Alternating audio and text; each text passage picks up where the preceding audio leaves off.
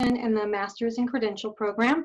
I want to welcome you all for joining us today. We have with us some distinguished panelists who are here to share with you from their own personal experience and their own expertise with both teaching in general, but also especially with doing online instruction. All of us are in the same situation where we were thrust into these situations practically overnight, where we had to move quickly from our traditional instruction into online teaching.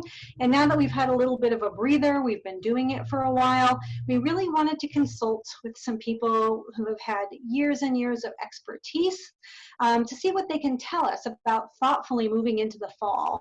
Without further ado, I would like to hand over the screen to my distinguished colleague, Kip Tellez, who is the faculty director of the teacher education program at UC Santa Cruz. And he is going to walk us through some slides, and he will also be serving as our moderator today. And he will also introduce all of our panelists. Thank you. Thank you, Celeste. Good afternoon, everyone. It looks like we have about 50 people on the webinar today. Thank you for attending. I hope it'll be helpful. I need to share my screen. Sorry about that.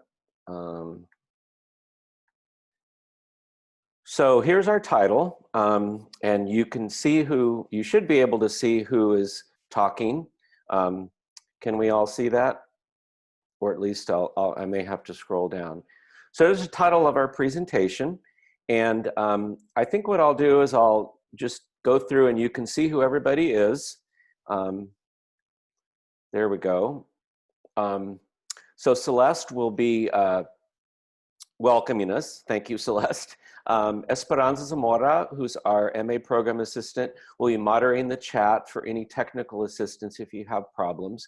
And Celeste, will be monitoring the Q&A in the chat. And then we'll collect those at the end and have everyone, and then Celeste or I think it'll be me, will direct questions to the panelists. So we have 4 panelists today.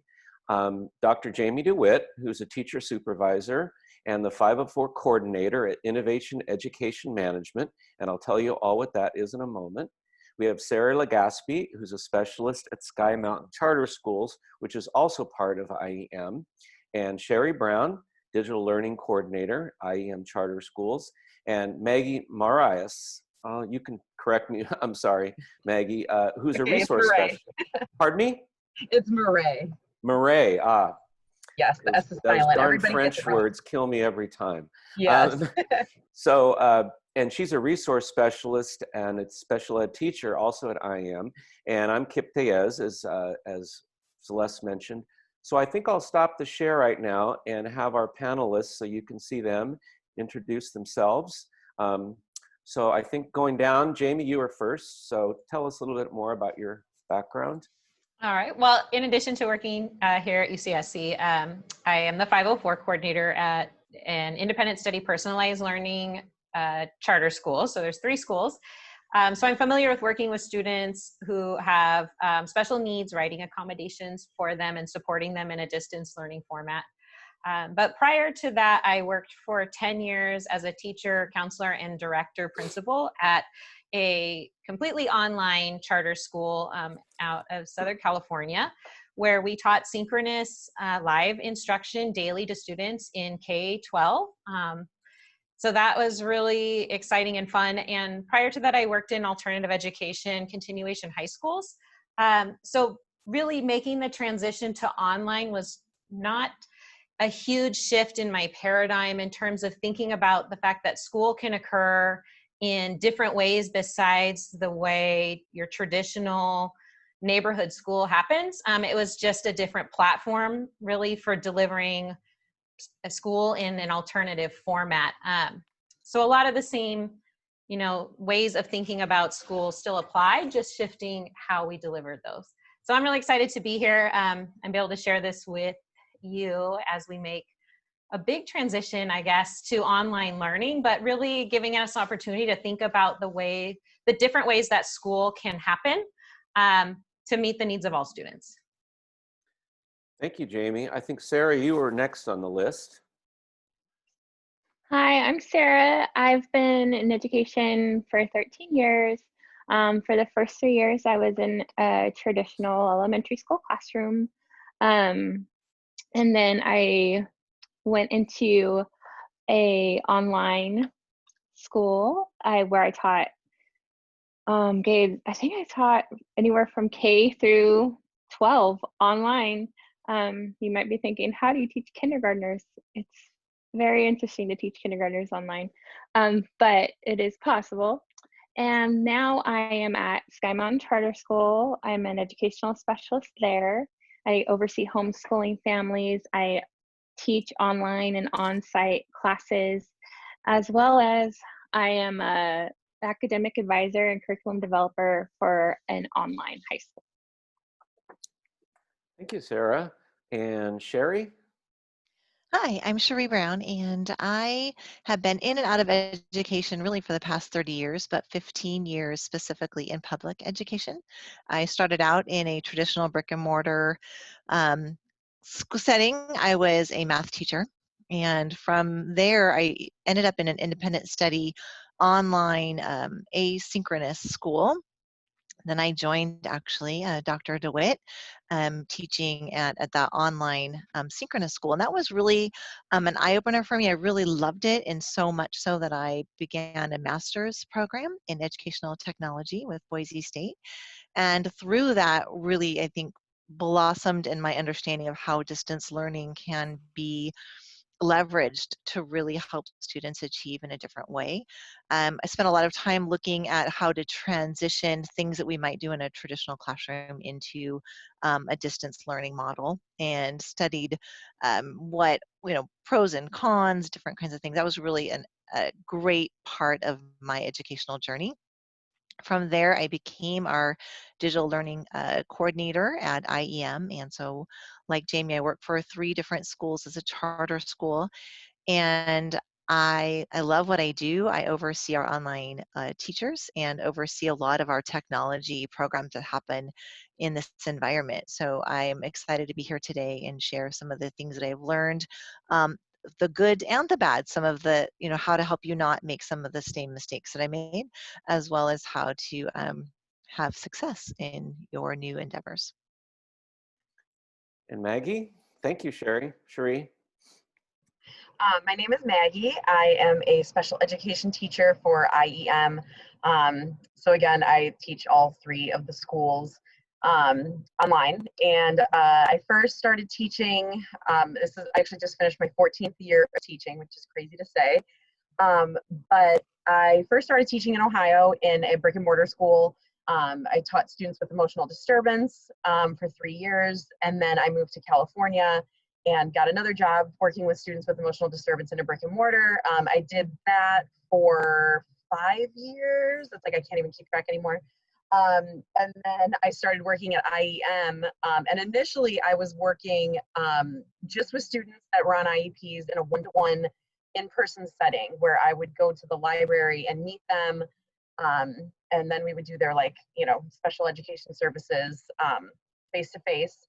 But I was just noticing that I was doing a lot of just repetitive stuff. It seemed to just be I even said to my boss, I was like, is it okay if I just kind of pair up some of these kids? This just seems like there's stuff I'm doing the exact same stuff. These kids would be learning so much more if we did it together. And it would be such more useful use of everybody's time, And so she was like, yeah, go ahead, you can pair kids up. And then after I did that for about a year, she came to me and said, hey, we know that you kind of really like to work in groups, and we're starting to we want to offer a high school and middle school program for students that are on IEPs. Would you be willing to kind of start the program? And so, so we did. We created the program. There was another teacher that kind of wrote, the how everything was going to go, and figured out how many students that I would have and how many students per group and all that kind of stuff. And so thus kind of started the online teaching, really, with IEM, the group teaching, I should say. And then slowly but surely, we've just the program has changed a little bit. We've figured out things that have worked, that haven't worked. And now it's just middle school kids, just middle school age, because now high school kids are required online as well, but they're required to do online credit classes. So I'm teaching the middle school 6th through 8th grade. and it's now going to be all the students. It used to just be parents that opted in for it, but starting next year, it's any 6th through 8th grade student that is on an IEP is going to be enrolled in the online group classes. So we've brought in more teachers now, and I'm kind of in the process of training them to get them comfortable with how we kind of instruct online and serve students and make sure they're meeting their IEP goals and all of that kind of stuff. So yeah, that's pretty much where I'm at.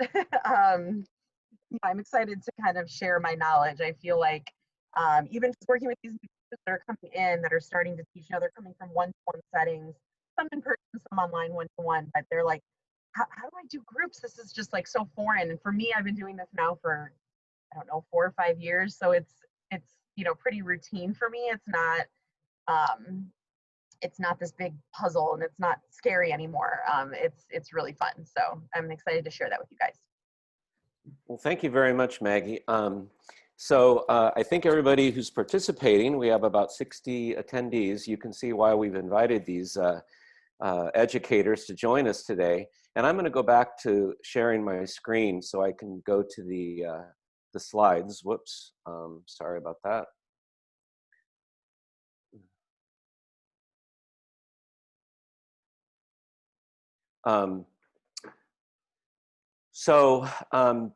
There we are. There's their titles again. So a little more background today. What is innovative education management? IEM began, I think around 20-something years ago as a tool for personalized learning. It was one of the early charters in the state of California. And it's the organization that sponsors the charter schools that, that all these educators work in. I just thought a couple of other things to give a background on. The focus today is going to be on K-12, although I'm sure some of the information would relate to post-secondary. Anyway, so you could look up IEM in the website. I got to know IEM because one of the schools, the IEM charter schools is called Ocean Grove, and the district that I used to be a school board member in was the dependent district for Ocean Grove. So I got to learn a lot about what they were doing starting about, I guess, 12 years ago, and have been following all along, and was more or less impressed with the processes they developed, the attention to student learning, the focus on personalized learning. And then when we had a chance to hire Jamie as our single subject English supervisor, I got to know more about it because we had conversations. So just as not a caveat, I suppose, but just a statement, is our webinar today, you'll notice all of these educators work in a charter school. We're not really endorsing charter schools or online learning or anything. We're just making sure that we are talking to the people that have some experience in this. I think these days charter schools generates a lot of emotion. I suppose the good thing, though, is that there are really a lot more choices for children and parents these days, and IEM and its charter schools have offered that. So they have 20 years experience in what is called personalized learning. They don't call it distance learning online, just as Jamie mentioned. It's a personalized learning through distance learning and online instruction. And there is some face-to-face, but we're not going to get into all of the features of IEM so much today as get to these educators and their wonderful experiences. Fourthly, we're not going to try to address the software technical issues. I think that all of our systems are constrained by what software we're using or have to use. I just heard that San Jose Unified all of a sudden did a 3-day switch from Zoom to something else. So who knows what's going on.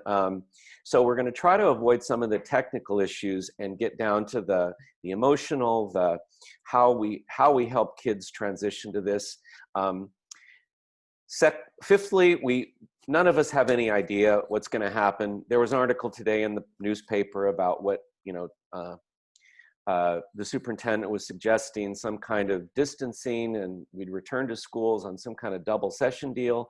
We just really don't have any information on that, and probably it's best not to speculate on that right now in our session. And finally, we're not selling anything. I'm sure you're just like me. I've been getting so many emails of like, hey, have you heard of our company? And we'll sell you this and we'll sell you that. We're not selling anything. We're just trying to share.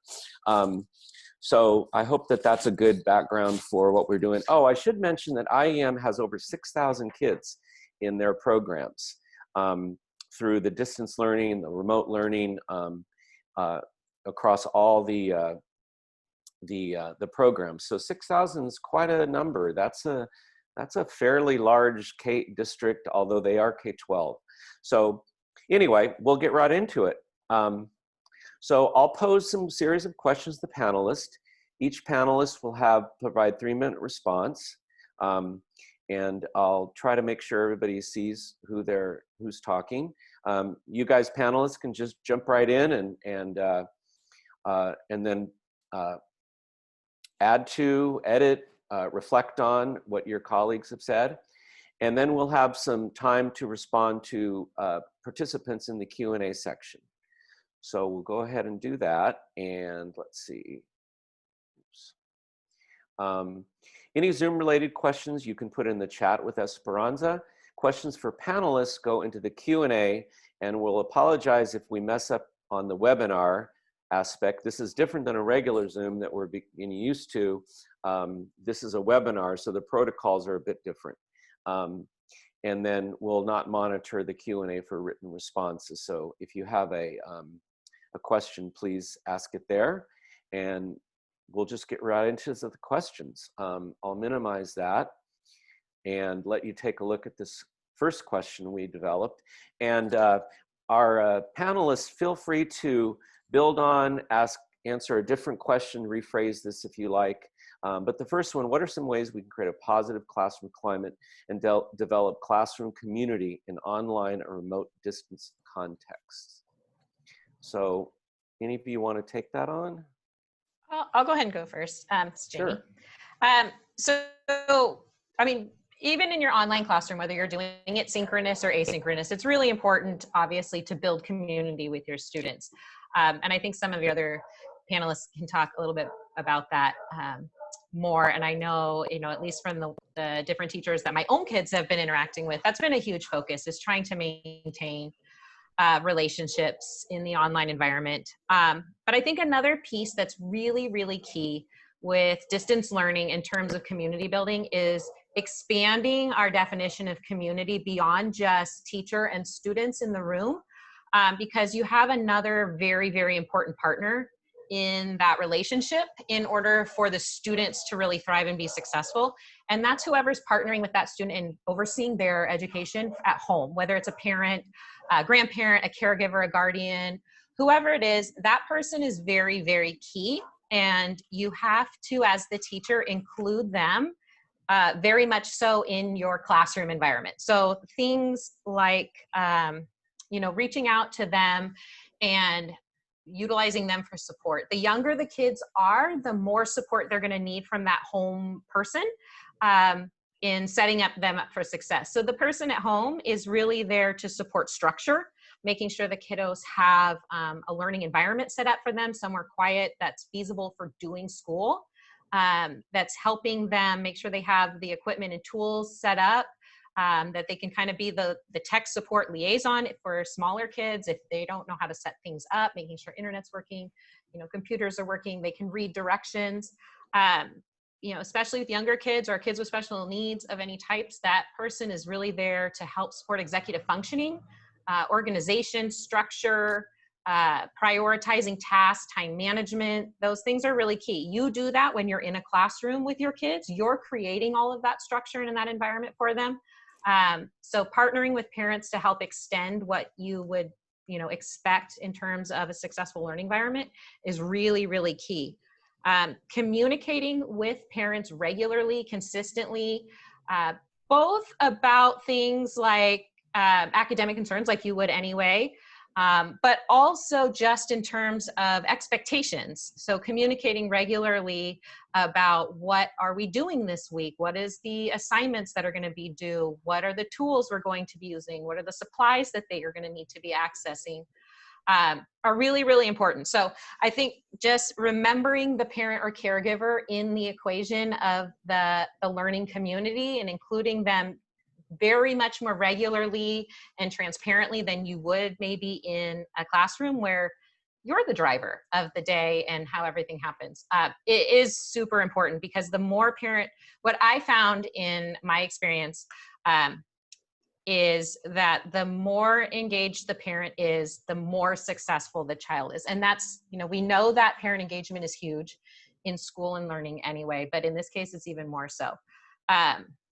So that making sure that we include those people. And it's not that important that your parent is an expert in the content. That is still you. So you don't need your parent to understand how to teach Common Core 3rd grade math.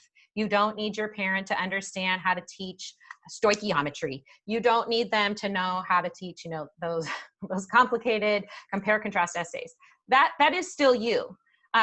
It's great if you have a parent that can support that type of work at home, but we're not expecting in distance learning or online learning our parent to be the primary educator, but they are a hugely important person in the success of the education experience.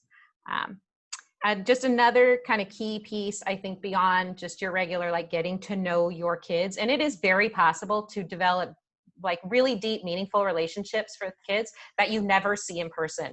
I knew all of my kids. I knew a lot about them. I knew a lot about their families, their interests, their behavior, their personalities, all from just utilizing different online tools to get to know them deeply.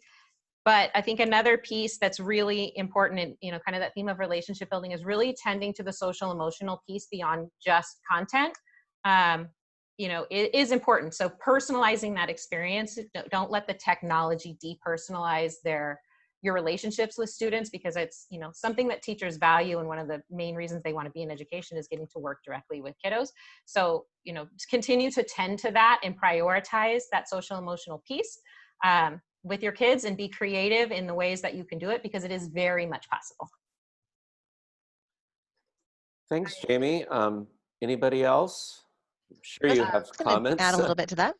Sure. So absolutely. So one of the, I said I'd share some of the mistakes I had made. So when I first jumped into this distance learning environment, I had a parent ask me a question about how's my child doing.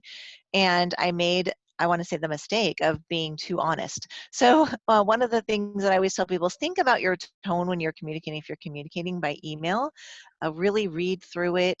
Think about the things that you're saying, because it's really different versus having that face-to-face parent communication.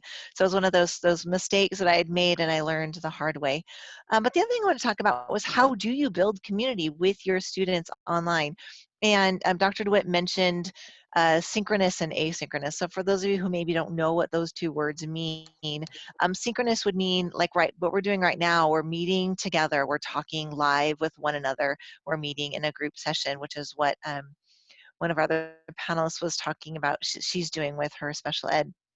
But in that environment, it's a little bit easier because you can turn on your webcam. You can have that eye contact. I always recommend to my teachers that they keep their webcam on unless technology issues are creating a problem for that.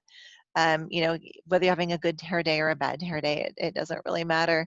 Encourage your students to turn them on, but you have some shy students. So one of the things that I like to encourage people with their shy students is pick a picture on the wall to focus their camera on for your shy student. Maybe it's a favorite image instead of on themselves, and then they'll warm up. Another thing to draw students out, just like in the classroom, start with your low floor questions and get everybody involved.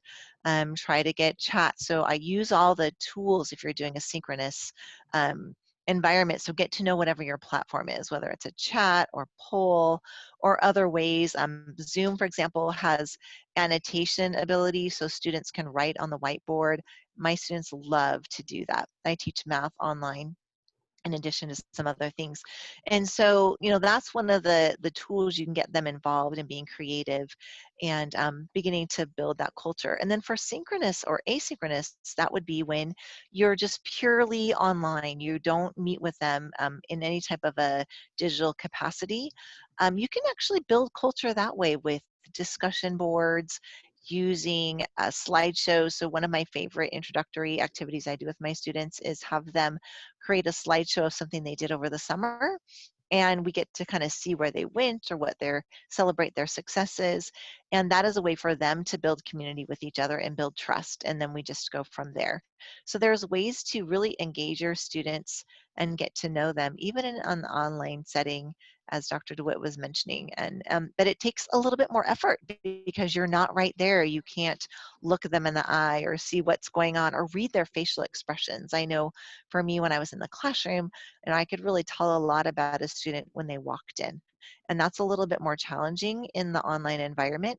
I like to start off with a warm-up chat, like just tell me about something, like a would you rather question.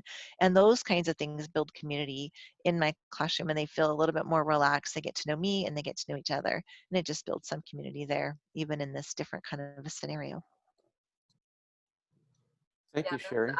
Just to kind of echo Sarah or basically Maggie, go what ahead. I do with my students is, I know like you guys are asking for like what are some actual things you do. So like stuff that we do, like kind of pretty much what Sherry was saying, is that I do like when the students come into class, especially like when it's the first day of the week, I'll ask them like, hey, let's like we call it the high-low game, where they tell me high points of their weekend, low points of their weekend.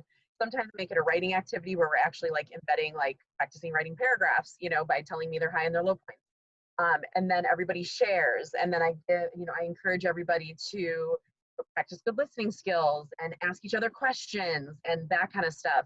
And at first, students are kind of like, you know, they aren't super comfortable with it, but they just kind of do it because I'm asking them to. But then as the year goes on, then they start asking like, well, are we doing high and low today? Are we gonna? I want to share what I did over the weekend. You know, they get really excited about it. So just different things like that. And I always tell students like you can always communicate with me. I actually keep our text chat private, and that's kind of like knowing your platform. I keep text chat private just because if you have it open to all the students being able to just chit chat with each other, it winds up actually being super disruptive. And it's a good way for students to kind of know that like if they have something that they want to tell you, or there's something that's, you know, that they just want to share with you, or they're maybe just having a rough day or something happened, they can always, you know, message you through the text chat. They don't have to say it out loud. And then that makes them feel comfortable, you know, with you. It helps them kind of feel safe, you know. And I always say like, there's once in a while where I will turn the text chat for everybody, and that's kind of more of a fun thing. But for the most part, I'm always, you know, telling students like, hey, you know, we can share things on the microphone and, you know, and things like that, but also to let them know that like I am here for them, and if there's something bothering them, then they can like, you know, there is a way to communicate with me, and you don't have to let the whole group know. You know, if there's like a certain question or if they're confused on something. A lot of my students, you know, by the end of the first couple weeks, they start exchanging, you know, Instagram account names and, you know, their PlayStation names and stuff. And I mean, I have students that are like friends outside of class within the first couple weeks of school, and parents that were like, I never even thought like my, you know, like she didn't even want to be in online classes, and she said she was going to hate it and da, da, da. So it's really just kind of making sure that promoting that communication between the students. And like I said, a big thing is high and low. You know, we're just giving them a chance to just share about their weekends, and then we discuss that and talk about it. It's not just like log in and go straight to work. I mean, I really like to kind of get them comfortable first. So that was just something I wanted to add. But everything else, I definitely echo all of those other things that, you know, Jamie and Sherry were saying. Those are all very, very good points as well, and things that I do. And very effective, very effective. Some of the things that I have done, one thing you have to remember, the online classroom is still a classroom.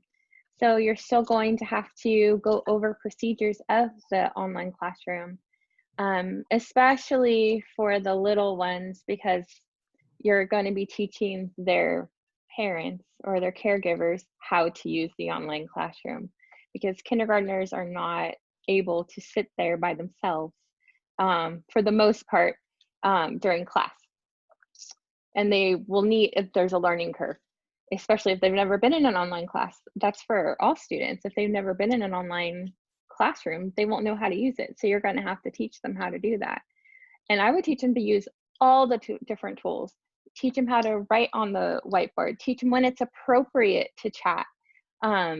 All those things. So that way they can use all the tools to learn and grow. And another thing I would say is I would always use the first few minutes and the last few minutes of the class to either chat or answer questions. I would always get there a little bit early, just in case some students had some questions beforehand, or most of the time it was they just wanted to talk. And that builds community. I still have, like, one of my students, when I was teaching at the online school, came over with me to the new school that I'm at. And I just watched him graduate from high school this year. And that, I mean, the reason why that happened is because I built community with their parents, and they're like, where are you going? We want to come with you. And so just having that level of relationship with them there's nothing that compares to it, because you'll have the buy-in from the parents. That's what you need. You need the buy-in, so they will get excited also about their children's learning. One thing that I did regularly in my classroom online is I would have student of the week. You can still do student of the week in an online classroom. You just have them make a slide, and then you have them talk for like 5 minutes about all the things that they've done and all the things that they like to do. And that's one way that I really got to know my students in the online, and I get to know my students in the online classroom very well. And at first they might be a little bit shy, but after about 30 seconds, they really enjoy sharing about themselves, and they love to hear themselves talk, and they like to watch themselves in the camera. So it's a really positive experience to do it that way. Thank you. That's all really helpful. I think that one of the differences that occurs in the IEM schools is generally these are parents who are choosing this environment. So they've kind of they bought into the fact that they're going to have to help out. I think that some of the struggles that I've seen a lot of teachers in this crazy, thrown into this environment is that parents, they didn't ask for this. They were forced into this new world. So I think it's, if we are online in the fall, and I think there's going to be some portion of the schools and school day that will be that way, that bringing parents in is probably a really, they're like almost, you have to rely on them to co-teach almost. And I can think of some of the student teachers that are on the webinar today going, oh, I'm scared to work with parents. And I think we're just going to have to get rid of that, because it's just it has to be this team approach. Maybe even if it's an older brother or sister who's at home, just utilizing anyone else in that early learning, and probably up to, I don't know, maybe 6th or 7th grade, where you would have an older adult or an older brother or someone to help give advice and just kind of be there. And maybe even saying, who's the co-teacher at home? I don't know, something like that. It almost sounds like that's what you were promoting, which makes a lot of sense to me.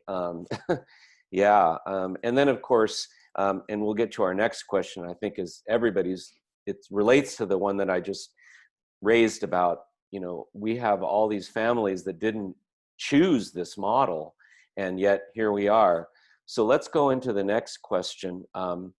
What are some ways to address equity issues within remote instruction? And I'll just let anybody start who would like to. Sarah? I'll start, yeah. Okay, yeah, thanks. The first thing in ways to address equity is to remember that that teachers can only control what they can control. Like, you can't control if your student's laptop is broken and they need a new one and it's not going to be here for a week. That's not something that you can control. So I just want to put that out there first and foremost. You can only control what you have the ability to control. One thing that is really helpful is to design phone-friendly assignments. Most families have a phone, a smartphone. Not all, but most. And they can, so that they can print out worksheets, or the worksheets that you're going to give to them, they can print those out, write on them, take a picture, upload it to the Google Classroom or whatever, Schoology, whatever LMS you're using. You can also provide multiple options for them in that. Like they can do sketches or models, or they can do voice recordings or videos.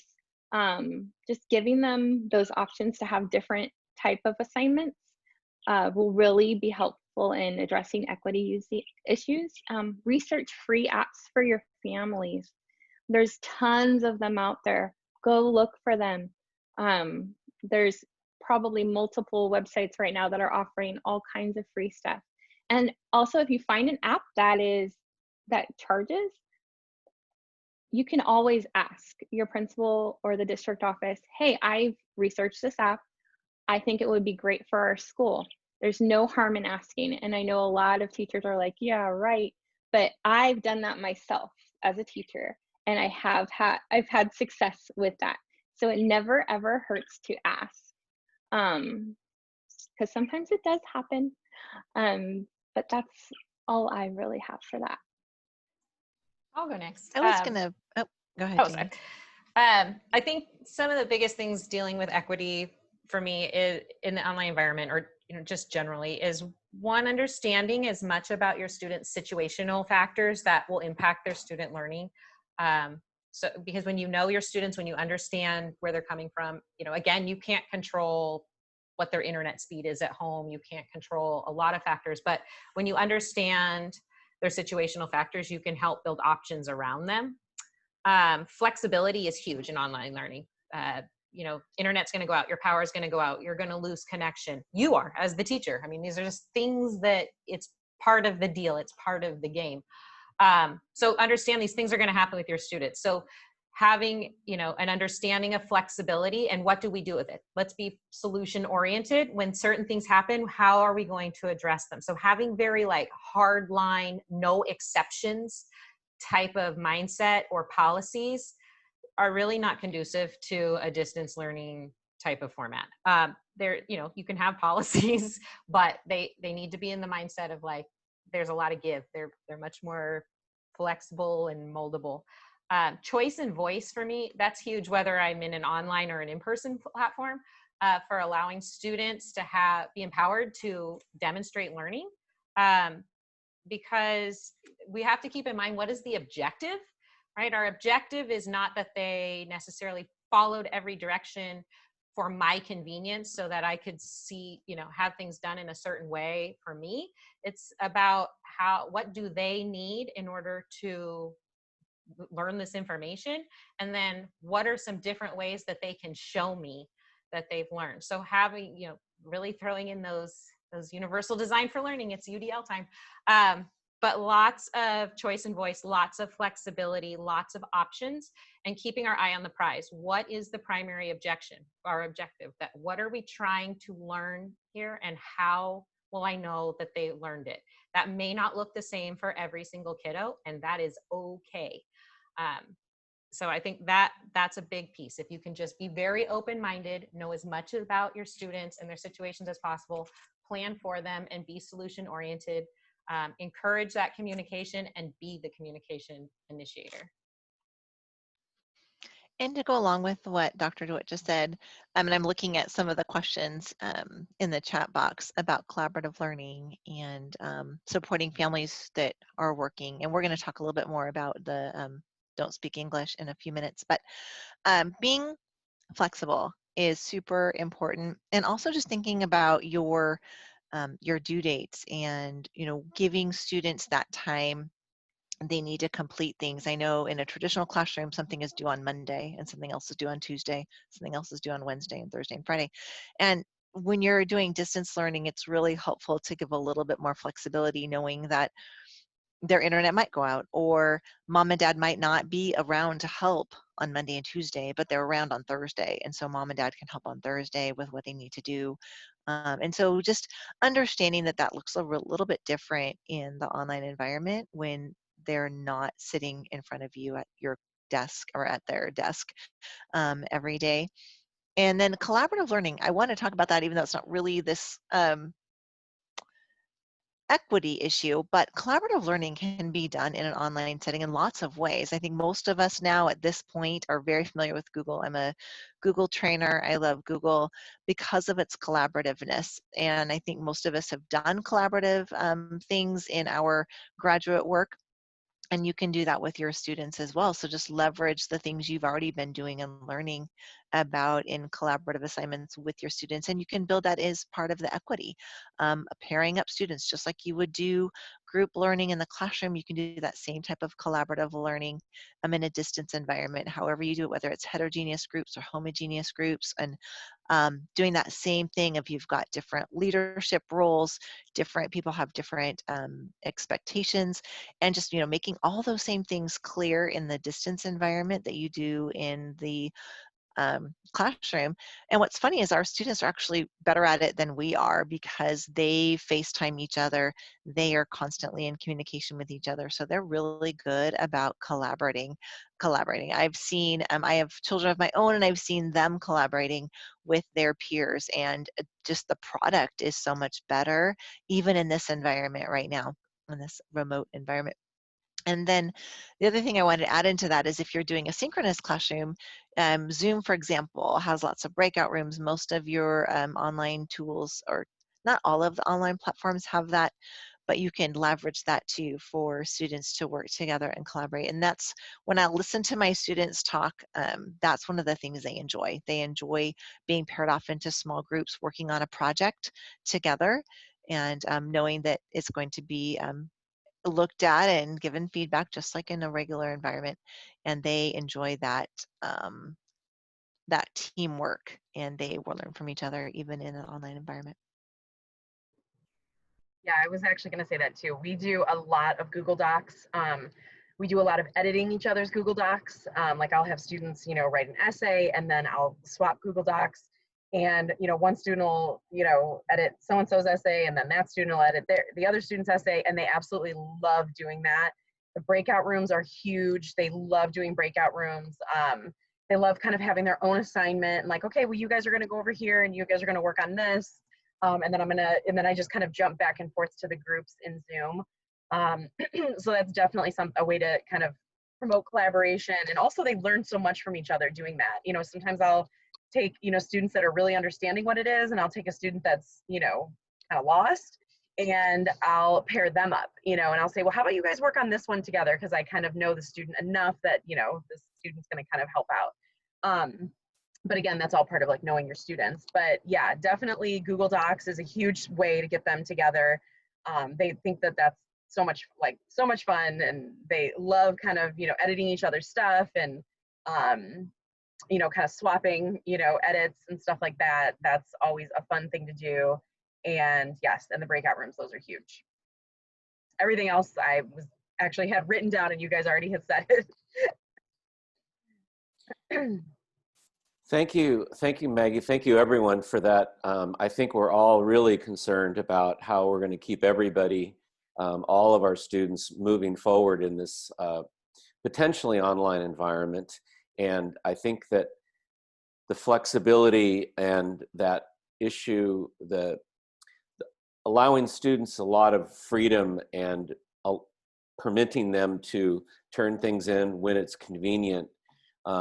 It's that old fair versus equal thing, right? You have to, I think the fairness has to be, from what you're saying, the fairness has to be pushed forefront rather than, it's due on Tuesday and that's it, So thank you for that.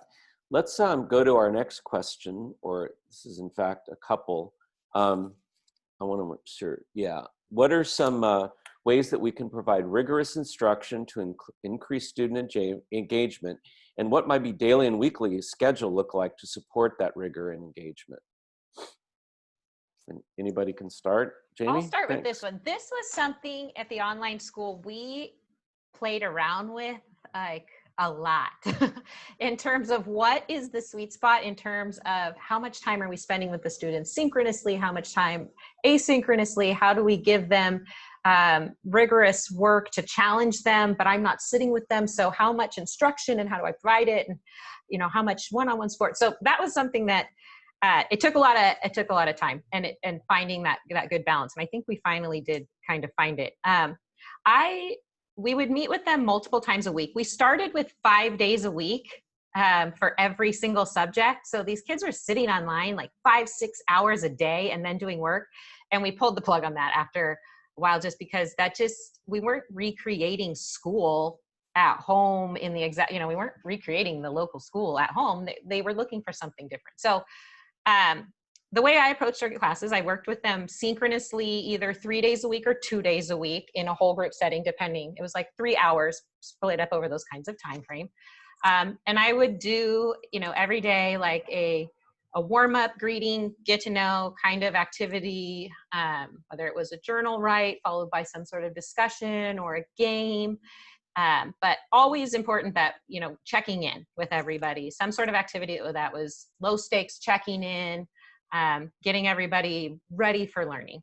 And then I would do a short, explicit, direct instruction type of activity. I would use lots of visuals. So for every lesson I ever did, I had a slideshow like this so that I could present something visually along with what I was saying.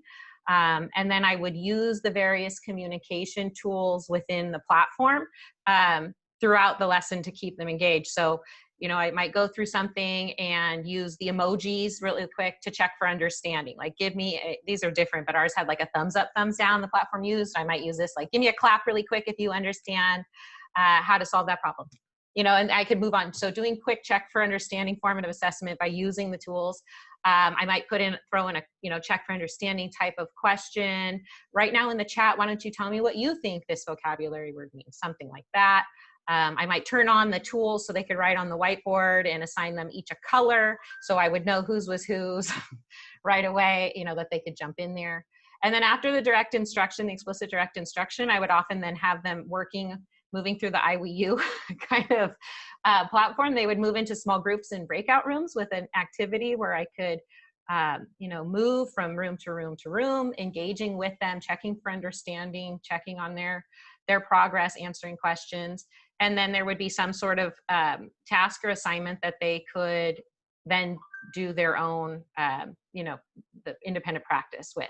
I would always record all of my classes. That was our school policy, was that we recorded all of the classes so that students were absent, they could watch them. But it was also a great tool that if a student had a question, we could always direct them back to the recording. And the kind of, if you watched your own recordings, you could really help narrow that in. There's even great tools now where you can annotate your videos that you make to, put things in there, but referring them back to the lesson to rewatch. Some students need to hear something multiple times, or after they've gone through the whole thing, go back and revisit it now that they have more context after they've seen it all the way through. So that was one way to really keep up that rigor of instruction, was still following through with what I believe was good instruction. And, in keeping students engaged. So I wasn't just lecturing or talking at them in the online platform, but it was really kind of a collaborative classroom environment still, where we were, I still very much love collaborative learning and group work, but they do still need explicit direct instruction. All of those things are completely possible. I think in terms of the daily, weekly schedule support that we had at our school, that I think was probably one of our finally best ideas, is that we had built in, we called it Pit Time, and we all kind of laughed at that name and played around with it for a while, but it stood for personalized instruction time. And it was essentially office hours that was scheduled, and our students could drop in at any time during that time. They didn't have other classes scheduled during that time, but we could also invite them to work directly one-on-one to provide some extra supports, or to have a conversation, or they could make up something they missed, but they needed, they needed a reteach moment. So having that in time built into the week, in addition to the group time, was huge in being able to support students and really observing their needs, you know, a lot. So I think that those were really, really key things, is still following through with, you know, engaging multi-sensory lessons that move through all of the different things that, you know, they need, from explicit direct instruction, modeling, collaboration, discussion, independent work time, and then follow up and reteach review. I was just looking at some of the questions. Sorry, Sarah, I'll be very quick. Someone mentioned they can't record classes, and that's going to be a district policy, depending on your district. The benefit of it, like Dr. DeWitt just said, was that you can go, the students can go back and watch it. There are some negatives of that. And then someone asked another question about breakout rooms. I wanted to address that real quick. And that's, you can move in most platforms from breakout room to breakout room. The breakout rooms are not recorded. So if you are a recording district, you won't be able to record those things that are happening in there. And then that's also where, you know, just having that reminder, I think Sarah had said in the beginning, you have to talk about your rules just like in a regular classroom. You have to do that regular reminders of what is appropriate digital citizenship. And I hope that your students will share with you if some inappropriate things are happening or being done or said in that time of the breakout rooms. And give students that freedom to talk with you privately if there is some things that are inappropriate that are happening. But you can jump, I think as Maggie had said, you can go from breakout room to breakout room. And I know I do that. And sometimes I'll find I do like my quick run through first is like a 1 minute. Like I look to see, are you guys actually engaging? And then I'll come back through a second time and see if they're getting somewhere. Because sometimes it just needs, they need that little prod. You know, like in the traditional classroom, when you walk around to your groups and you're like, oh, let's get focused. So I do the same thing in my breakout rooms. And Sherry, thank you for looking at the Q&A and the chat. You don't need to unless you want to. Celeste is going to take a look at those and then we'll address them in the end. But you're doing a great job. You're an online teacher, so you're good at this already. You know how to do it all, right? We're all learning. Yeah, we're all learning. Any other comments on weekly? I was gonna say for engagement, like knowing that students are actually understanding what's going on and all of that stuff. A tool that we use a lot is Kami. And so a lot of, you know, you can actually send students like their own PDF or like a group, their own PDF. And so Kami is, I mean, that would have to be something that your district would have to look into. I don't know, you know, what they're willing to purchase and not willing to purchase, but Kami is super useful just because what it does is it gives students, but you can give students their own PDFs, you know, to work on, like basically like doing a worksheet or like a practice sheet. Or they can do it as a group. And then obviously if you, the issue with Zoom going back and forth is that you can't have a shared screen between you. Like you can't have something up in one room and then something up in another room. It'll just like basically delete once you as the host leave their room. You have to have them doing something separate on a PDF, which is fine if you have Kami, it makes it very easy. But then when you see what they're doing on the PDF, obviously then you know if they're engaged in the lessons and doing their work because you can see the work that they're actually doing. Kind of like how Google Docs, you know, you would be able to monitor what they're doing because you can see if they typed, you know what I mean, from the last time you were in there. If they've worked on the paragraph, they haven't worked on the paragraph. So those are all just like really quick ways. And I do that too with the whole, you know, give me a thumbs up if that makes sense to you, you know, or I'll say, you know, shoot me a message in the text chat, let me know this is kind of hard, really hard, if this is easy for you. And then that's just like a really quick way of getting feedback from students. Sometimes like the thumbs up and stuff is a little bit hesitant because I think students that are confused don't want to do the thumbs down, or, you know, they don't want to, you know, say thumbs up because, well, everyone else is saying thumbs up, so I'm just going to say it, even though I know they're confused. So that's when I'll bring in like a poll, or I'll do the, you know, hey, shoot me a quick, you know, message in the text chat kind of thing. To make sure that I can kind of see who's understanding and who isn't. And that's like, you know, just to get a quick snapshot. And then from there, you can kind of evaluate, okay, so this kid really is getting it and these three aren't. So I'm going to have this kid go on and do some independent work. And these three, I'm going to just continue to instruct. You know what I mean? And I'm going to jump on real quick what Maggie just said. So you can take that Kami or your Google Doc. And one of the things that I recommend to teachers in our staff is that they create their notes digitally, whether it be in Google or a PDF, so that and they give it to the students at the beginning of the day, and then the students turn it in at the end of that hour if it's a synchronous class. And then that way, for your students who are struggling, whether they're English language learners or they have whatever their struggle is, or their internet goes bad for just a second and then they totally lose track of where you're at, they've got those notes to kind of fall back on to see what they've missed or where you're at. I found that to be a really important strategy for teachers, just to with the engagement and keep students engaged. So there's a lot of different modes you can use. The PDF is awesome.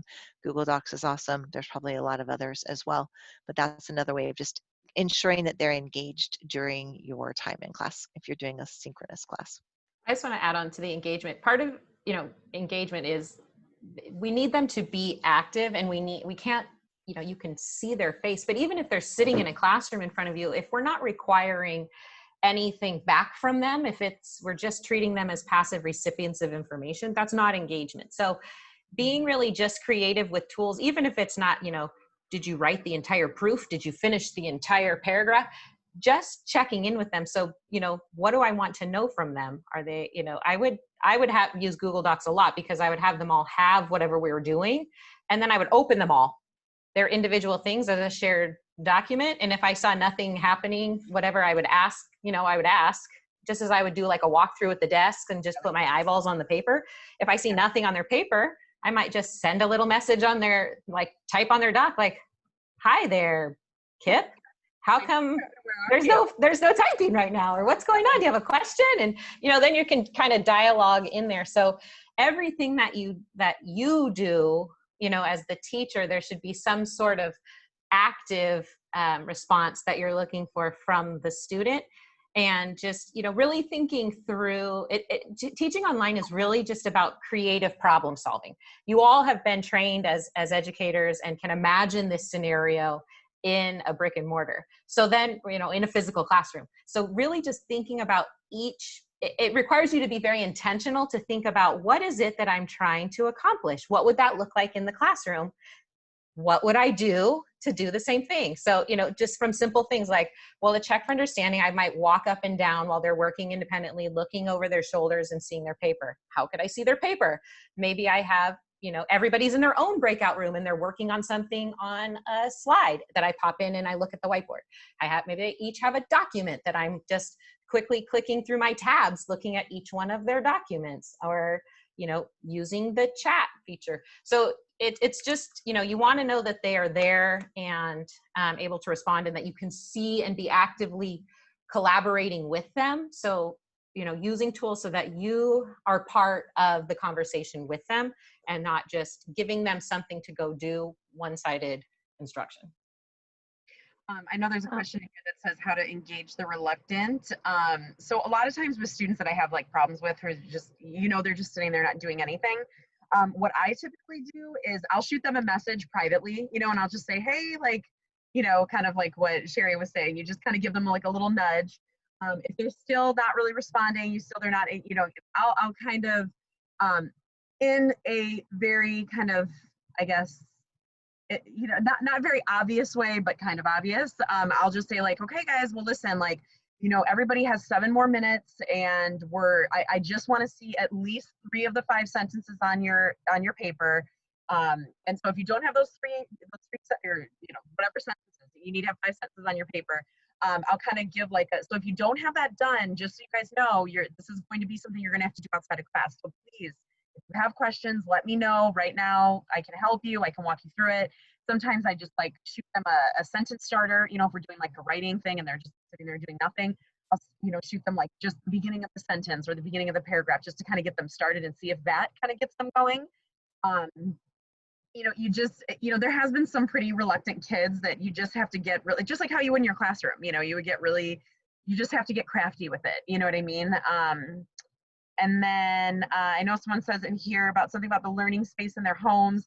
That's something that you really have to communicate with the parents about, is somehow, what they can do to provide a quiet space for the student to learn, whether or not, our school, typically, just our school, I don't know if other schools will, but we provide headsets for the students. And a lot of times once they put a headset on, even if there's noise and that's the quietest place they can be in their house, A lot of times the headset really helps engage them. So there's just little things you can do. And even just giving the parents like ideas like, hey, is there just a bedroom they can go to? Like, they don't need anything like, it doesn't have to be like a formal, like, school working area, but at least just like a bedroom with like, a chair and like you could just set the computer on the chair and like sit on like a comfy seat on the floor or something like that. A lot of parents don't really think outside the box like that. They just think, well, we don't have a quiet space. You know what I mean? So you have to kind of get crafty even with the parents, like you do with students. So yeah, so those are some things. I just kind of saw some questions go through different notions of the subject being taught or the method of teaching. Maggie, I just wanted to jump in with that, part with the reluctant learners, part of that too, part of your active solution is those initial relationships you've developed with parents, and then your observations of students is data about your students and how they're learning. So if you're noticing repeatedly you have a student that never logs in or never completes assignments, or once they're there, they're like, they logged in, but are they there? That's important information for you to observe, and then engage the parent like, hey, here's my observations, not just being back to Cherie's like, oops, email, too heavy-handed tone. That's an appropriate situation necessarily to just be like, hey, your student isn't doing anything. What's the, hi, here's some of the things I'm observing. Let's problem solve together, bringing that parent partner in to really figure out what's going on. Because, if we're not accusatory in that conversation, if we can come in and be like, yo, what's going on? A lot of times you hear, I know I'm having the same problem. And then you can start to partner with them to kind of problem solve the solutions, and try and, and being that supportive person, like, we're going to try whatever we need to try. Let's start here. Let's touch back and see if there's any change. Bring the kiddo into the conversation, depending on how old they are. If they're very tiny, maybe not, but sometimes asking them what's going on. I don't ever want to talk because it's scary, or I don't, it's about having conversations and problem solving sometimes with those reluctant learners, just like you would in your regular classroom. I mean, just because they show up every day because someone dropped them off at the building and they came and sat in the seat doesn't mean that they're engaging. So, that to me is a benefit of the distance learning, is the depth of partnership with the home that you can develop to support that student and have those ongoing conversations, and be open to the parent, like, please contact me when you're noticing things on your end so that we can, brainstorm. Thanks a lot. Those are, I think those are really, really great suggestions. Let's move on to some of the other questions that we came up with. This one has to do with assessment. Are there specific strategies to assess students that you've found that work really well? I would like to pass this one to the other teachers, because I know that they use the tools, but looking largely at what your tools are available. But for me, this is not really a difference. Like, I assess students in the online and distance learning the same really way that I would in a physical classroom. I use authentic assessment. Your student's voice. They type a paper and they turn it in. Online, they type a paper.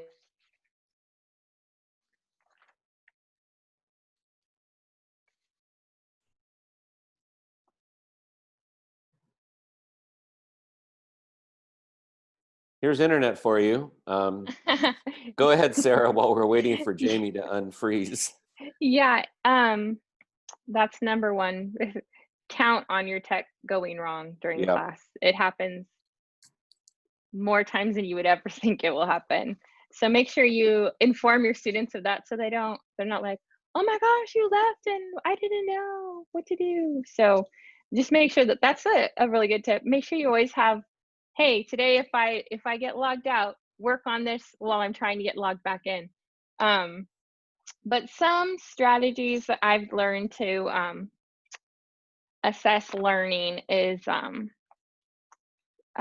check for understanding questions using the polling feature. We've already talked about this, and the chat box, even a thumbs up, thumbs down. Instead of giving a test, because I'm sure a lot of you are a little bit anxious about that, thinking like, well, they can collaborate on these and they can give each other the answers, and definitely cheating, it could be going on.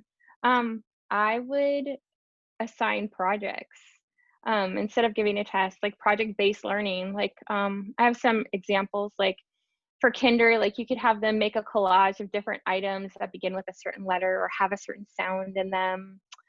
You could still do mission projects for those fourth graders. Having students create shapes out of things that they find in their home and take pictures of them. Have older students create a Google site for a research project and have them adding in not only things that they've read, but find videos and images of things and having them put that on there, and everyone, and if they would like, they could share not only with you, but with the class. That's one thing that I have seen in the online classroom that works really well, is when you have students giving presentations and projects. That's an authentic assessment that shows not only that they know the content, but they're applying the content. So, which is a higher level thinking skill, which we all want them to develop. Yeah, we do a lot of the same stuff too. We do a lot of like PowerPoint presentations. We do, obviously just in your quick checks that you do with the students, you can obviously see what they're learning, what they're not learning. Cami is a really good tool if you want to, really kind of see what the students are understanding. Sometimes after we do reading, I'll have, the comprehension questions already preloaded into their Google Doc. So that way they know as soon as they're done, as soon as they're done reading, it's like, okay, log into your Google Docs. There's a few comprehension questions I need you to answer. And those are, it's really just how you would do it in the classroom. Granted, yes, they could obviously be, exchanging information back and forth and that kind of stuff. But I feel like even in the classroom, they can do that stuff, and you just have to be aware of it. And you just have to really, know your students and kind of know what looks legit and what doesn't. But really having, all the tools available that you would in a classroom is the same way that you're going to assess them online. And really it's even more fun. I feel like when they're doing like presentations and stuff, they get so into it. Like it's, it's fun for them. They get to upload videos and they show, you know what I mean? Like it's like stuff where it's like, you would think that they wouldn't be so excited for it, and they actually really get into it. And it's like a really fun thing for them to have the, they get to share their screen and teach the class about this certain animal or, whatever it is that we did the project on. So it's always fun to kind of do the project stuff. And I thought I would just take a different direction because I had already written a lot of the same things down. But for those of you who are using an online curriculum, there are lots of online curriculum providers out there where there is the multiple choice tests and quizzes, as well as some of the other written types of things that they turn in. Look in and take time to do a professional development session on analytics. So one of the things that I do when I do look at my online curriculum is I like to look at how long did students take on a test? How long did they take on a quiz? And then also if they've bombed it, then one, I know they weren't cheating, but two, I'll have them reassess by maybe redoing a question, but they have to write out what they did wrong and then what they did right. So it gives them that opportunity to improve, but figure out what they did wrong. I, being a math teacher, obviously, that probably pertains more to that in science. And then figure out the right way to do it. So learning about the analytics of your online curriculum, if your district goes that direction for any content area, I know that some are really starting to look at those options and just learn how to read those analytics. It's an important aspect of teaching online. And one of the things, if you're using, again, every district's going to use whatever they're going to use, but if you're purchasing like a professionally made curriculum that's online, just like you purchase professionally made print curriculum, most of those, when it comes to like multiple choice type testing, have built into it like randomizer. So every kid is not looking at the same question in the same order with the same options presented in the same order. So if you're using something that's professionally made as an online curriculum, those kinds of concerns have been deeply thought about and had tools, that are trying to mitigate it as much as possible. And another thing, if you use Schoology, I know that if you create a test, you can actually select the amount of time each question takes.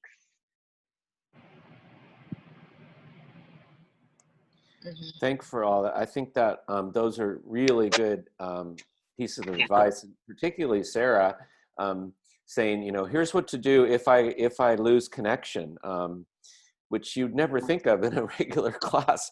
There's no.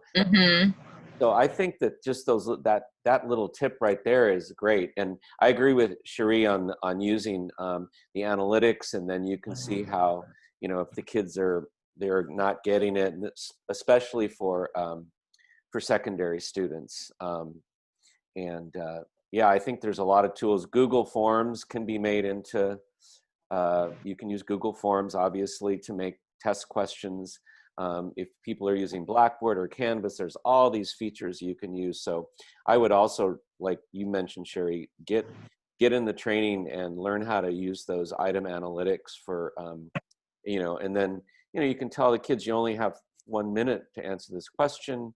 It's hard to like text your buddy and figure out, you know, and as Jamie mentioned, many of them are randomizing the answers anyway and the orders, so that it makes it hard for students to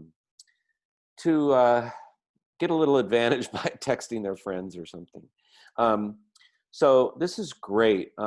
Let's go to the next question, which I'm sure is very relevant in our region, and I thought this would be a really good one for our panel to address. I'm very concerned about this. You know, if we are going to remote learning in the fall and it continues, that unfortunately, perhaps some of our English learners will fall further behind. So I'm excited to hear some of the strategies you all have taken for English learners. I'm sure I'll start with this. This was always a concern. I'll be 100% honest with you. This was a concern in online school. This is even a concern in our distance learning scenario, where we're providing, you know, designated and integrated ELD, but it doesn't look the same as when you are in a physical classroom. So there are some elements that are missing from my observation.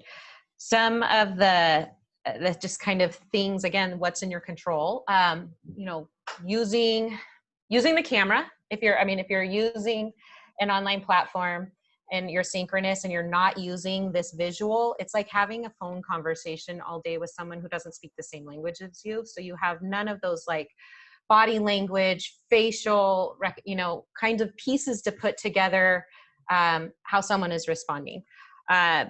Using SIDI, using your visuals. That's why I used a lot of you know, slide presentations, presenting information that supports what I'm saying. It doesn't overload that information, so that they can see it in multiple ways, including visuals whenever possible, color coding information, you know, using my mouse to point out what I'm talking about, to make it as much of a total physical response as can be possible in a distance learning setting. Not introducing too many tools or instructions, you know, for them to use simultaneously all at once, to make it even more confusing and trying to figure out, you know, what is going on here. Making sure instructions are presented in multiple ways. So whatever I'm saying, I've also written it and I've placed it in multiple places to be found.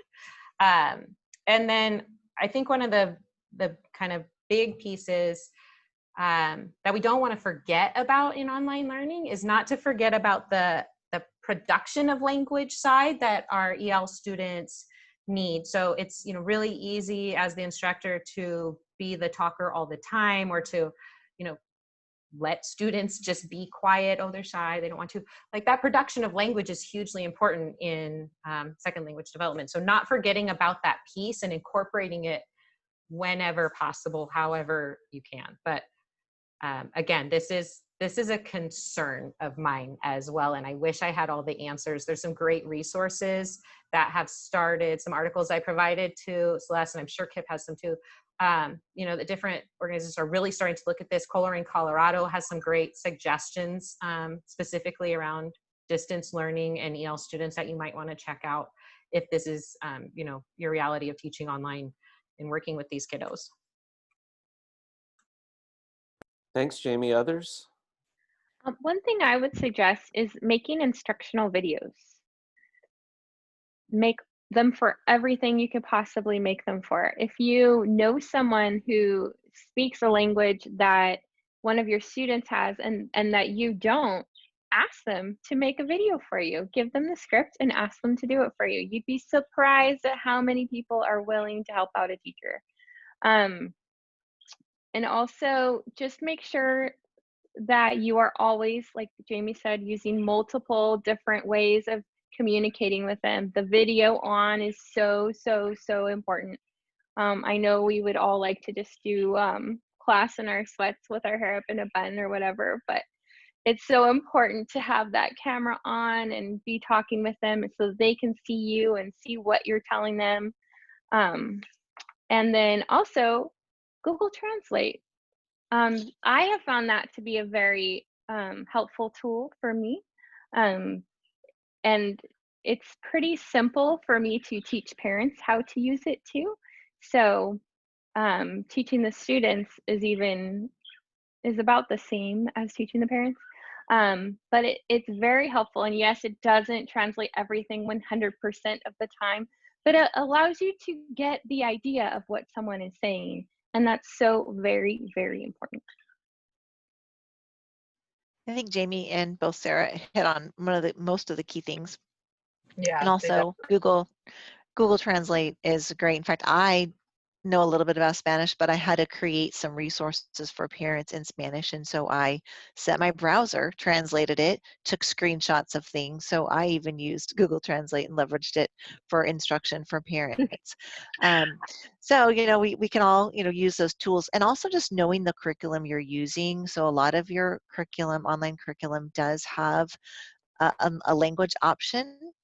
And so, just knowing how to use that, again, going back to that professional development for whatever curriculum you do have access to, and knowing what languages it is available in and using that for your students, and then building the ability for them to talk. So another aspect, kind of to piggyback on something that Dr. DeWitt had said, and that's have them record themselves. So if they're shy on camera and they really don't want to talk in camera, use all the technology available to have them make recordings of themselves talking or reading a book and turn that in. So there's a lot of things you can do in this environment that allows them to talk and to practice that language development.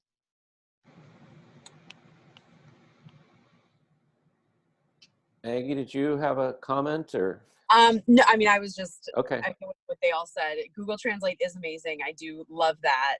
And yes, I mean, just same thing. You have to make sure you really kind of explore all of those modalities, all the different ways, visual, audio, all of that, to make sure that they're getting what they need. But yeah, that was really all I had. Yeah, it would seem like you'd really have to, since you've got parents or somebody at home that may not speak English, that you have to utilize every tool possible, because they're co-teaching with you in some ways, or at least it's a very new supportive role. Yeah. So yeah, these are all suggestions that make a lot of sense. How about this next question? I'm sure this is a real, and some of you are absolute experts in the special education environment.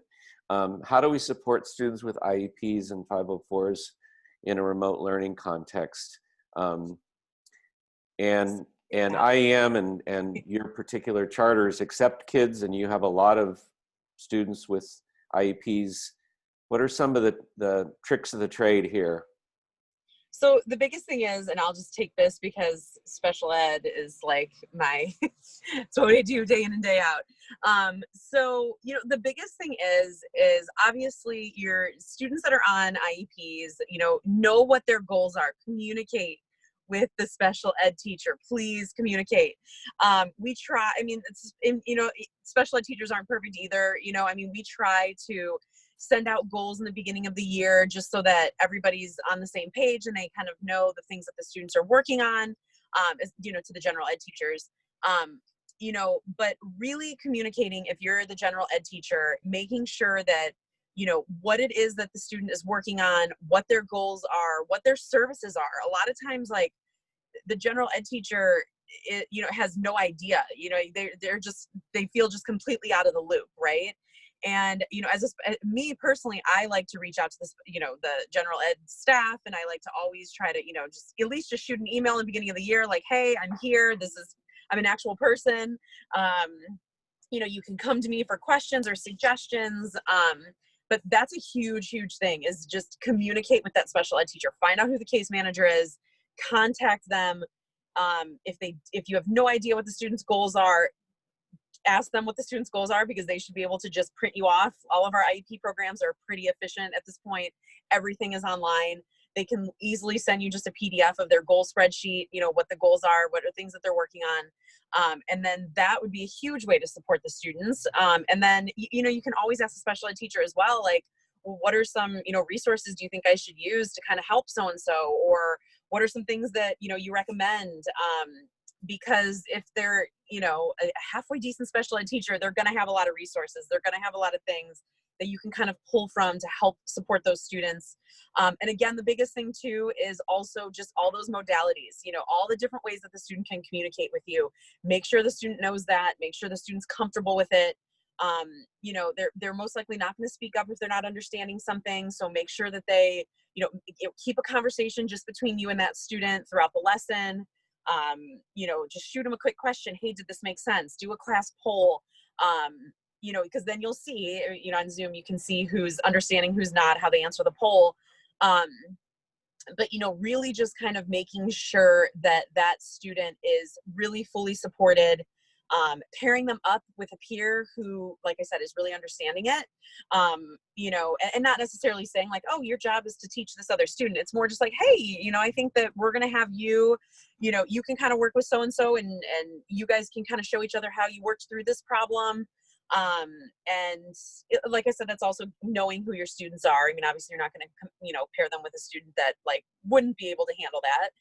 But making sure you have a student who's mature enough, if you have older kids, that could handle, explaining something to the other student, or just pairing the groups that way, like making sure you pair the groups that, like maybe it's the group that's, really understanding and they're a little bit higher functioning, like, they can kind of do some more independent stuff. And then you keep the students that are really struggling, probably a student that's on an IEP or multiple students that are on IEPs, you keep them in like the group that needs the extra review.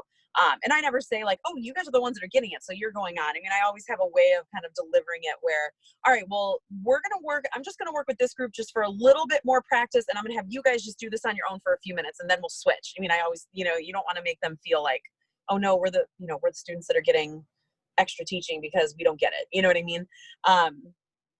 But yeah, that's really the biggest thing, is knowing the students, knowing the goals, getting to know the family, getting to know the special ed teacher. And I know sometimes it's like, I feel like there's just such a disconnect between general ed and special ed. It's like, we're a different world, on both sides. You know what I mean? Like, we feel like general ed's a different world to us. General ed feels like they're a different world, but I really do.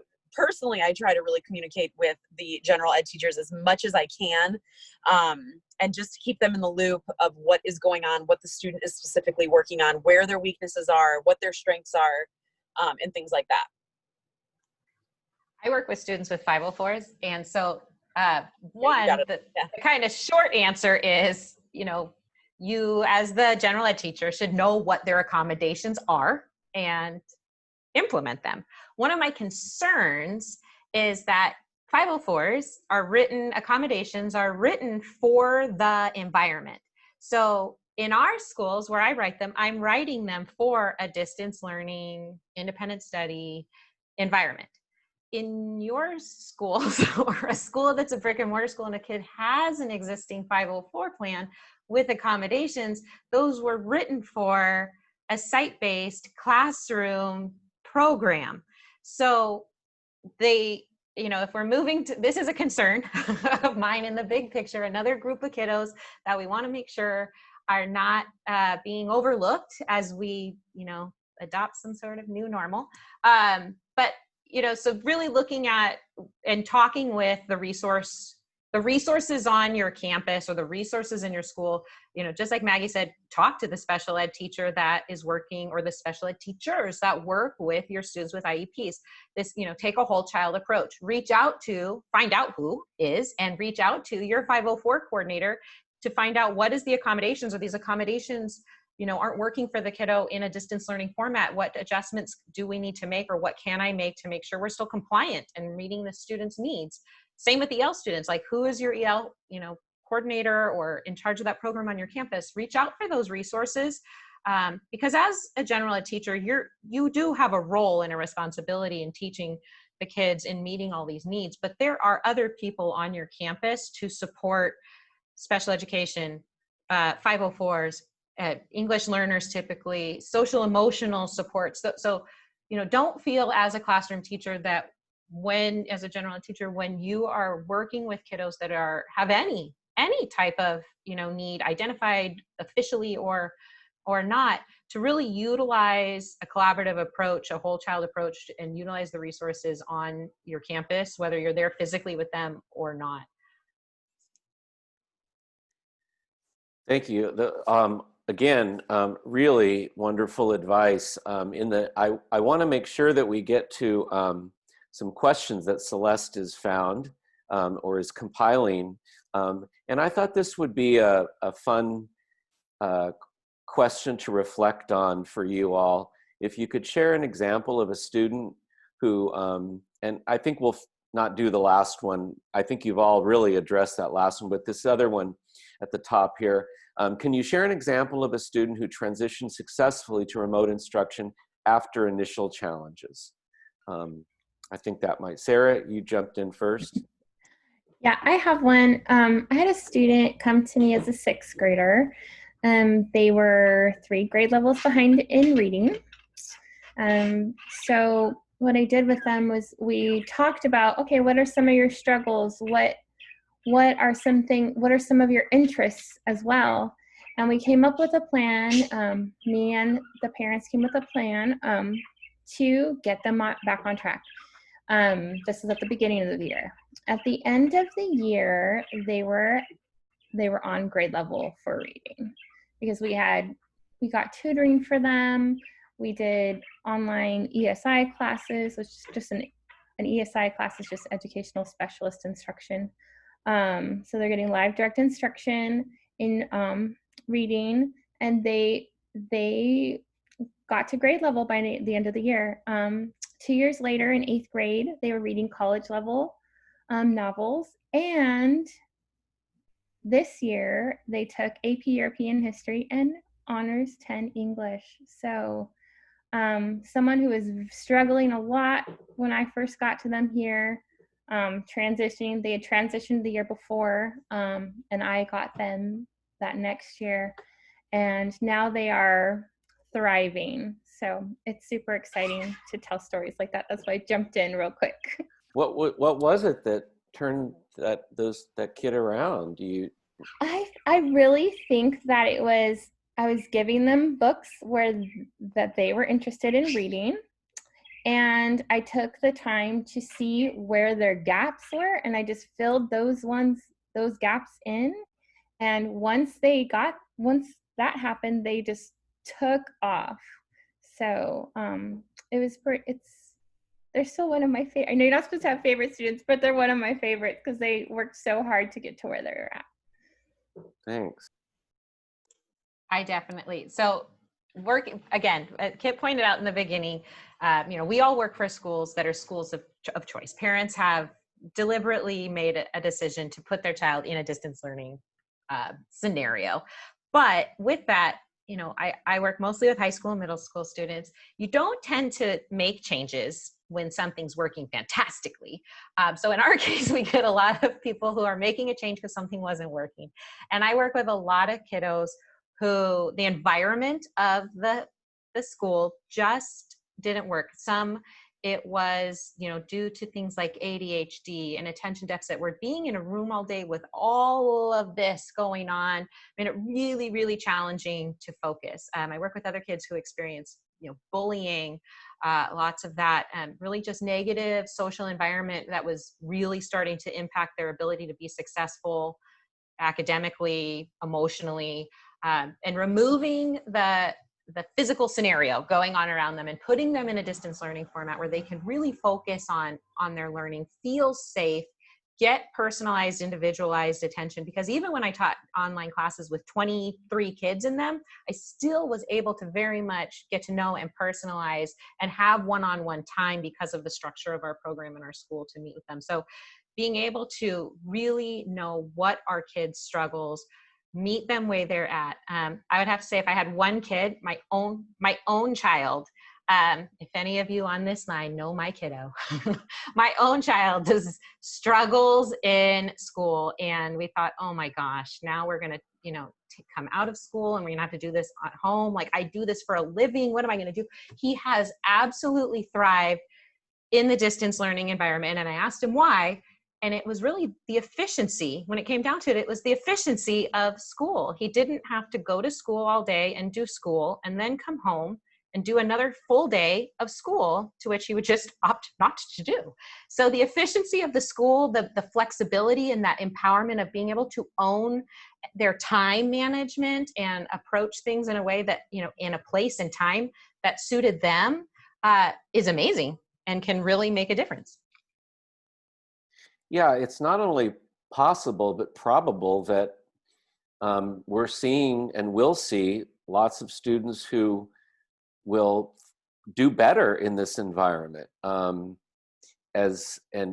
even though maybe their parents hadn't thought of this or them as an environment that would be a better one. I'm certainly not promoting that the whole state should go to online instruction, not even, but I think it shouldn't surprise us if we find out that some of the students that we've been teaching in this online format are thriving, and to recognize that and see then how, when we go back to maybe the brick and mortar, as you all have talked about, how do we replicate some of the success that some of the kids have had in a remote learning environment where, as Jamie said, there seems to be an efficiency for some kids. Like, I'm just not wasting a lot of time here. I'm at home and getting the things done. So yeah, I think it's really, it's not an experiment any of us wanted, but we certainly can learn from it at this point. I'm sorry, Sheree, Maggie, did you have any other comments? And then we'll move to some of the questions, Celeste. I'm going to put the two of them together. So the second Okay. question on the screen is about supporting students to better ensure their success. So one of my success stories was a student who just was a very disorganized student. And some of us have disorganized chaos, and the student just had chaos. And so, they were not successful in this distance learning environment because they just couldn't organize themselves, their day, their anything. And so spending some time working with them, helping them, not me creating a pacing guide for them, but showing them how to do it for themselves. And so learning how to say, okay, on Monday, I'm going to do this, and on Tuesday, I'm going to do this. And little by little, they not only became more successful in school, but in everything, because they learned how to be more active in organizing things for themselves instead of having their teacher do it, saying, turn this in at this time. And so I really saw that success, but that also works for most of them. Like, students need that support in how to organize themselves and their day and their time, so they're not trying to do everything at 10:09 before something is due at 11. So I think for me, that was really, I've had lots of success stories, but that's one that kind of ties those things together. Yeah, and I had a student who, so up until this year, it was all by choice if parents wanted to be in the groups, and then if the parents wanted to sign their kids up for the groups. And then this last year, any student that enrolled that was a new enrollee was automatically placed in groups, whether they wanted it or not. So that was kind of the start of it. And so there were some families that would come in, and there was one family in particular where their daughter got placed in the groups.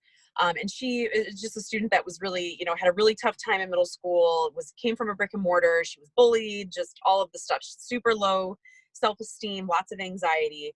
And the parents were just up in arms about her being in groups. And this is not going to work. This is absolutely not going to work. She's way too anxious. She's, you know, blah, blah, blah, blah, blah. So we started, obviously I had her for, you know, before we had her 30-day IEP, I had her for a few sessions before that. And she was really quiet. But I noticed just, she had a little bit, she got more comfortable as the weeks went on. And not like super comfortable, but I could see little bit by little bit that she was going to get there, you know? And then of course at the IEP, the parents just said, no, absolutely not. We want to pull her. This isn't going to work, da, da, da, da, da. And then, you know, of course there's pushback. And so we decided, okay, well, how about, because language arts was her like best subject. So they said, well, if we have to do groups, let's at least do language arts. And then we'll have her do one-on-one with math. You know, she needs one-on-one. She's having major anxiety attacks, like when she's doing math class, you know, in the group and all of that kind of stuff. And so she went with a one-on-one teacher, and I just continued to work with her in language arts. And we kept doing, you know, I was doing stuff that I knew was like, you know, stuff that she was interested in, and, you know, involving her in a lot of the discussions, and, you know, getting her, you know, letting her give her opinion, and, you know, different things like that. And I mean, within, I would say another month or two, not even 2 months, she was totally comfortable, totally happy in the class. And the parents were actually complaining about the special ed teacher that she was seeing one-on-one, saying that like she was bored in the class. And she was actually asking to go back to group because she, you know, she thinks that now she can do the math and she's feeling a lot more confident.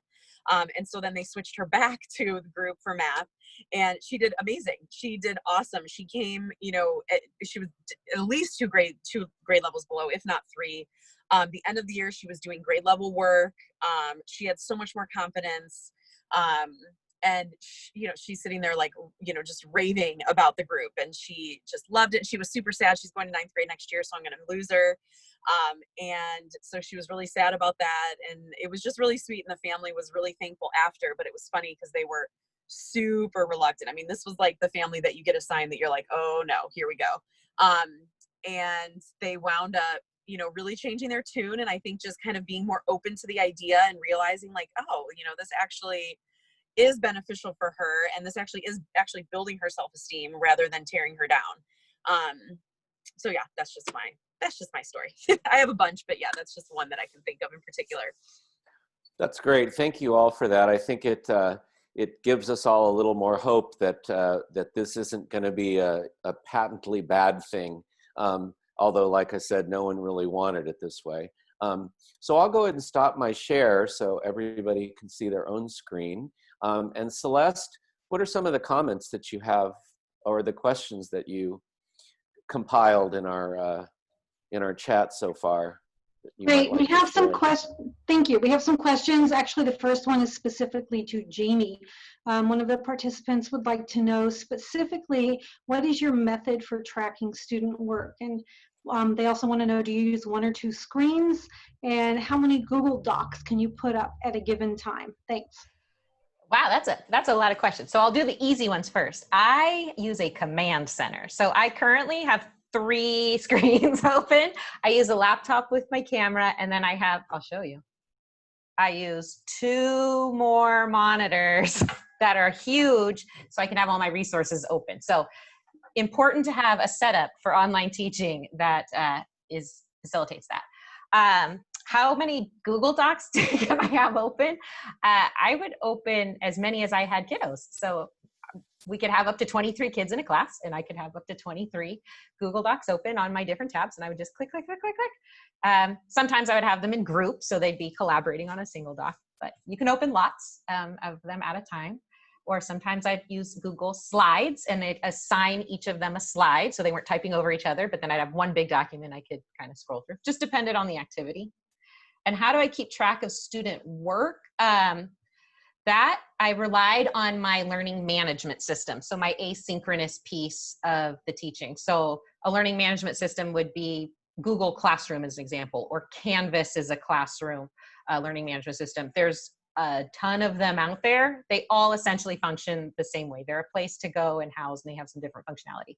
And I would use I would set up my learning environment And I would kind of think of it as my learning management system was the outside parts of my classroom, like the turn-in basket, the bookshelf, the whiteboard. All of that was like the outside of my classroom, and the inside where like the kids would be and we'd be interacting. That's what I would think of as like my Zoom, my synchronous portion. So I would use my learning management system to put all of my instructions, all of my assignments, my tests, quizzes, everything, all of my resources would be housed in there. I would organize them according to the school. We used a consistent organization system for all of our stuff. Thank you, Cherie. So it was really important that all the teachers were putting things in there the same way so students know how to access it. And so we could say like, go to week 1 or go to unit 1, however we decided to organize it. And then I would just, use my learning management system to grade, provide feedback, keep track of student work, using the analytics, like when did they turn it in? Is it late? Is it how much time did they spend on something? So I definitely relied on my learning management system. I know a lot of schools in the quick transition went to Google Classroom, which is not a hugely robust learning management system compared to schools that, we're designing to be online, or like the university uses Canvas, which is a really robust learning management system. Hope that answered. Thanks. Great. I think Celeste said that you all can see the questions in the chat. So why don't you just go ahead and maybe go through the chats and find some of the questions that you think you could respond to. And we have about 15 minutes left, and maybe just jump in and see which ones are most relevant to you and that you could address. Also, to the participants, if you would like to type in any additional questions, then our panelists can scan the chat and see if there's anything that speaks to them that they would like to respond to. But I did want to mention one other question. We have one participant who's very interested in how large your online classes are. So that one goes to everybody. My largest online class was in 9th grade English class, and I had 30 students. I was going to say there's kind of a sweet spot. I know that Dr. DeWitt talked about that at other times. When you're in the online environment, I think 15 to 20 is kind of your sweet spot because it allows you to see all the people that it's in your classroom. It allows you to interact with them, but that's just not realistic in terms of taking our site-based classes and moving them online with 20 to 30 students. But that is kind of, I think, with this kind of scenario where you're meeting with students and you're talking with them, I would say that's kind of a sweet spot for that environment, but it's not realistic, unfortunately. So that's right. So I just asked, are they responding verbally or a whole group? So that's part of it, because you don't have, they can be chatting, but for you to really be able to interact with all of them, it does limit it the larger your students get, your classes get. I saw a question on there. We had talked about recording like classes and how that could be an important tool for like struggling students, absent students, English learners, reluctant learners. Even if you can't record your live course, you can use the feature of like recording lessons yourself, like just like you prep, like just you can do a Zoom meeting by yourself, or you can use other tools to record short lessons. If you're doing something that they're watching all by themselves, doing more than 10 minutes is really not ideal. You want it to be short things, otherwise they're out. But you can record lessons that way, or as Sarah suggested, if you need to do them in another language, or if you can find an expert in something that's interesting, you can bring in guest speakers that way. You can curate materials off of the internet and vet it for effectiveness, but that's another way to provide asynchronous but live-ish direct instruction, is to either pre-record yourself and post, or find other materials. Someone asked, how would your students respond to would you rather, like a warm-up activity? I typically have them respond just on the text chat, and it's all private, so like I get the answers separately from each student. They're not each seeing each other's answers. Or sometimes I do it on a Google Doc. Sometimes if I really need to just get a sample of like a quick paragraph, how they're, constructing the paragraph, I will have all their Google Docs open, and right when we log into the class, I'll just say, hey, log into your Google Docs. We're going to write a paragraph about whatever the writing prompt is. And then someone said here about a parent night. We don't really, I mean, I don't typically do a parent night, but what we do is we just make contact with the families, you know, in August. And we just kind of, you know, it's like a welcome letter. Hey, I'm going to be your student's teacher, and this is kind of how classes are going to go. And so I try to really get a lot of those FAQs, a lot of the stuff that the parents are going to ask. Well, how are you going to teach my kid? How are they going to be engaged? How are you going to track work? I put all of that into one document and send it. So that way the information is there.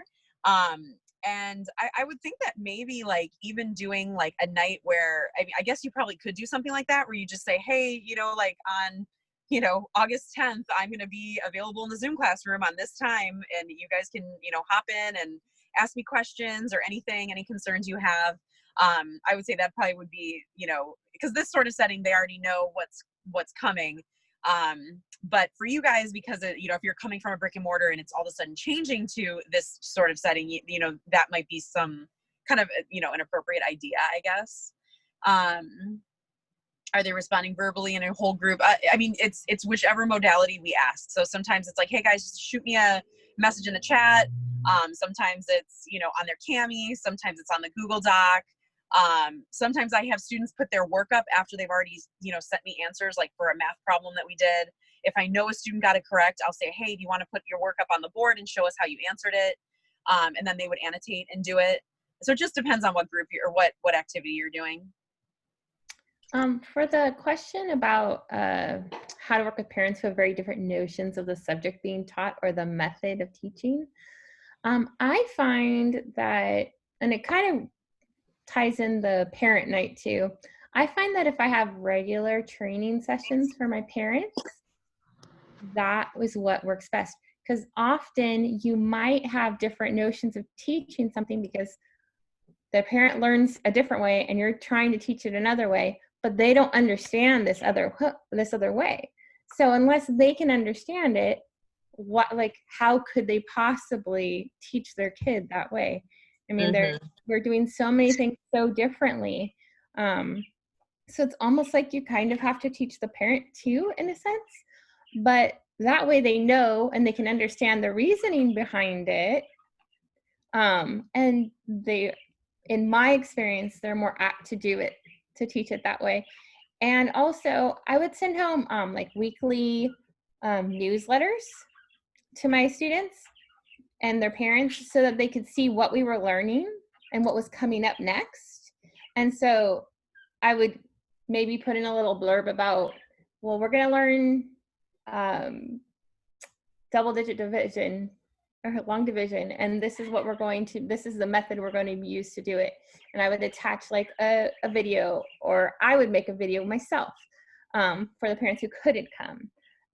So you're really going to have to think about it's not just the teacher and student anymore. It's teacher, student, parent. And I think that doing like online, yes, this isn't the way any of us thought this year was going to go. This is not what we were thinking was going to happen. But I think a positive out of this is getting parent buy-in. Like we've always been told that studies have shown that getting parents involved is key. So now we have the parent, like sometimes the parents will walk by like behind their kids, like in the class. Well, you're in live class. So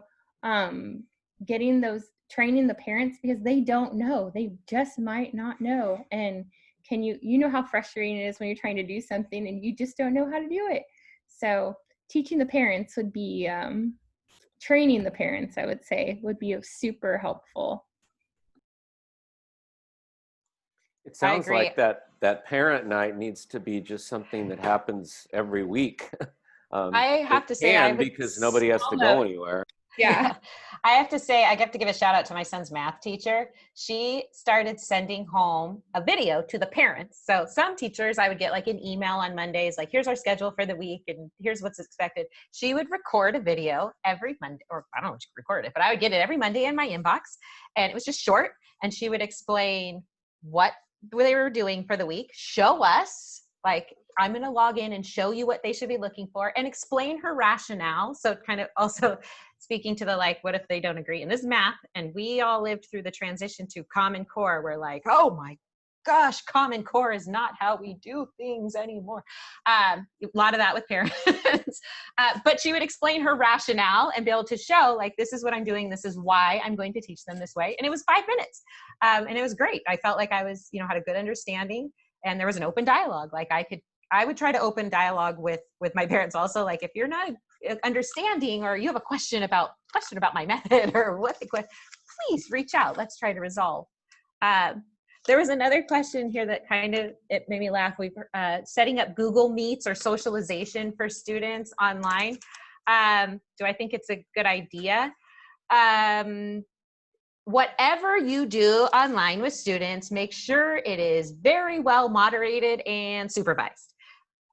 So building that time into your class, I mean, that's a huge part of why kids like school or like this class or like this time, is they get to interact with their friends. Like, they may have just a passion for grammar or math or whatever it is, but more than likely, they love it because they love the interaction that's happening there. So you have to create that.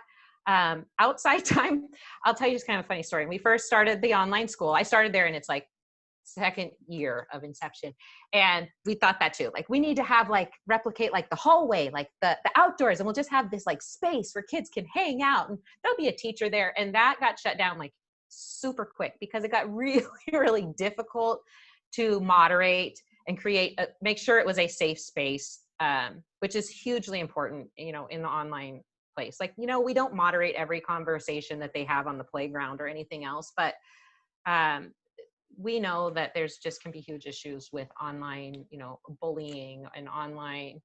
For some reason, that removal of the personal interaction, emboldens people to say and do things that they wouldn't necessarily say or do face to face. So being highly aware of that. If you're going to moderate that space, sure, and you feel like you can keep control of it, I wouldn't do it as an intentional thing. But creating social and other types of engagement interaction was important to our online school. And we weren't doing this in a COVID scenario where, social distancing was the reason we were doing it. So we did create, opportunities for kids and families to come together to build community. And they were hugely successful. We did field trips, we did park days, we did come to campus workshops and barbecues and family interaction days. So, and we continue to do that at IEM. And Cherie, though, does parent training and engagement. So, she has a lot of ideas about ways to do that too. And that's more of a district thing. So she mentioned that's one of my roles, is to do parent training. And so I think a lot of districts are realizing that there is that need from the district level to support the teachers in training and engaging parents, helping parents understand what's happening, especially if you've got 6 different teachers. So if you're a middle school or high school, it's helpful when that comes from the district rather than from each individual teacher, that this is how we do things as a school. And I think if we continue in this model, then districts will have a lot more of those opportunities for parents to learn about their model. But I love the math teacher video, Jamie. That is such a great idea that she's doing that.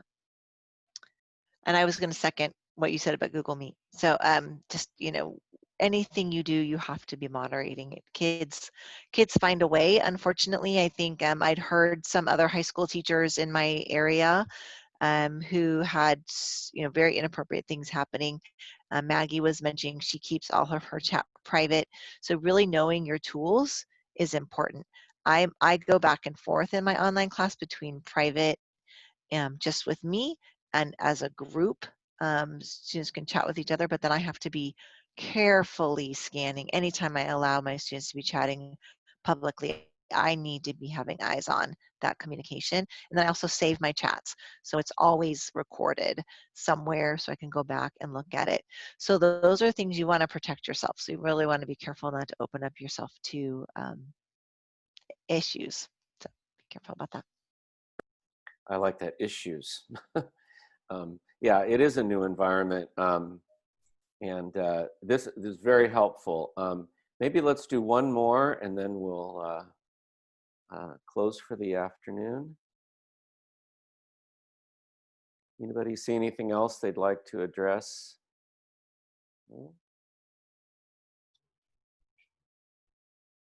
think we've got a lot of these. Good questions, by the way, attendees. Thank you. Yeah, and I'll just throw out, because I work with Celeste and Kip, if you have any questions that you think of afterwards, like, oh, I wish I would have asked, more than happy to respond, especially if you're, in our program or working with our program. Reach out to me. I'm more than happy to help support, even just your curiosity about how things are done, or brainstorm ideas with you. Thanks a lot, Jamie. I think that would be helpful. So if we have other questions, you got an email from Celeste, so you could send those emails to Celeste, and then she'll send them to Jamie, and then Jamie, you can funnel them out to your colleagues that you think can best help answer. So I think we'll end there. We're always wondering what's the proper length of a Zoom. I think we've we're just right there on the edge. Especially with most of us having a full day of Zooms anyway. So I want to definitely thank all of the participants. If you don't know, we had people from Texas. We had people from over the hill in San Jose, because I recognize them, and many of our students in the MA Credential program, some former supervisors. So this was a national event, apparently, which is exciting. So one of the advantages of doing things online is space just gets erased almost. So in any event, and thank you finally to those of you from IEM for coming on and sharing your outstanding advice for us. I think we will have more questions, and we'll be, if you don't mind, I think it'd be great if you can follow up with some of the questions that either we didn't get to in the chat, or that other people are going to pose to you all later on. So anyway, thank you again so much. Best of luck to everybody. We'll stay in touch. We'll stay together, and we'll stay strong. Celeste, anything else we need to housekeeping?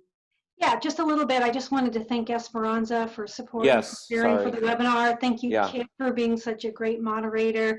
Thank you, Maggie and Jamie and Cherie and Sarah, for serving as panelists and sharing with all of us your experiences and your expertise. And truly, I want to thank all of the attendees for coming today, for spending a little bit of time with us. We're all in this together. We're all in the same situation. And I know that one of the things that I heard tonight from the panelists that's really important is about being flexible with your students. And I think we should give ourselves and each other that same flexibility as we're navigating these new waters together. And with that, I want to just thank everybody, and we will hopefully be together again soon. Esperanza and I are going to find a way we've recorded this, we're going to post it and make it available to everybody as well. So thank you all. We'll talk to you soon. Thank you. Thank you for having us. Of course. Thank you. Thanks, everyone. So long. Bye.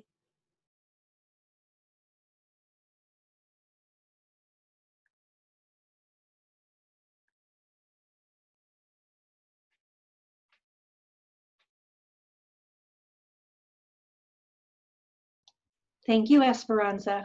Yeah, we're good. We're good.